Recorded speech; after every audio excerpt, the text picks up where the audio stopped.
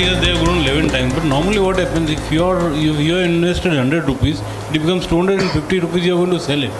You are not going to wait for it to get 11,000. My point is not to sell it. If you sell it, obviously it will not grow. No, but that's what happens. Then you will have less money. I mean, frankly, I think you can count 10 people on your fingers who have done compounding. Absolutely, I agree with you. My point is that if that can't be controlled, if that can't be controlled at an individual level, if that cannot be directed in the right manner, then obviously, I mean, you have to be interested in your own interest. I can't instill that on you, isn't it? I can't tell you, please do it this way. I can only say that once or twice. Or this is the program, you're doing it probably 10th time. 10th time I can say that. Maybe 11th time I'll say, I did tell you 10 times. That's all I can say. Yeah. How do we calculate quantitative easing and investments? Because if that collapses, then everything else gets affected by it, doesn't it? No, those macroeconomic monetary factors are so huge and so complex that it's don't believe what you read in the papers. In short, yes. Frankly, good question to ask. But let's say if I was one of those typical people that the RBI suggests to me, and I was keeping most of my money in fixed income instruments. Right. If you had kept money in fixed in bank FD. I like the RBI data shows that most of us keep most of our money in fixed income instruments. Yeah. So let's say 50% of our portfolio or more was in fixed income instruments. Come retirement, what would happen to us? I mean, this is a very simple calculation you can do. There are retirement calculators. We also have some calculators in this website. They're all free. You can just put the start date, end date, and see how the inflation is eating up your wealth.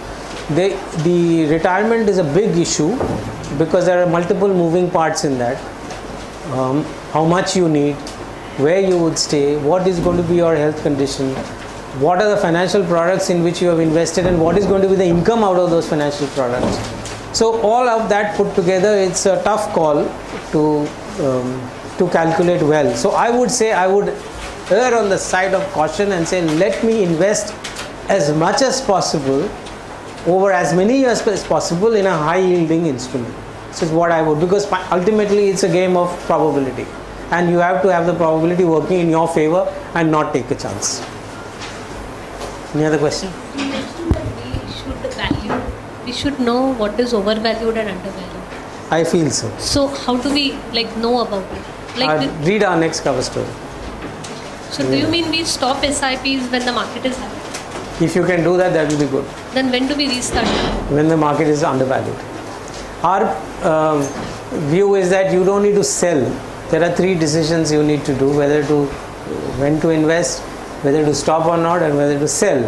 You remove sell from the picture. You don't sell. You need to stop at certain times, and that's not difficult to find out. We have explained that in the cover story. Yeah. I'm trying to build up a contingency fund. So should I be investing in FDs or would contingency fund has to be safe, non-volatile, liquid, easily accessible. So it's either liquid FDs fund or bank FD. Are FDs the only option for me, or should or liquid funds or mutual fund? You can withdraw in a day, 2 days or so. Depends on your tax bracket. If you're not paying taxes, or if you're paying lower taxes, then bank FD is fine. In one of your slides, you said that for those people who have 20% tax bracket, they can have some FD and all those things, tax-free bond. Those who have in 10% bracket, after some years they are going to have 20% tax bracket. Then what did you suggest? Those who are 10% doesn't make that much of a difference.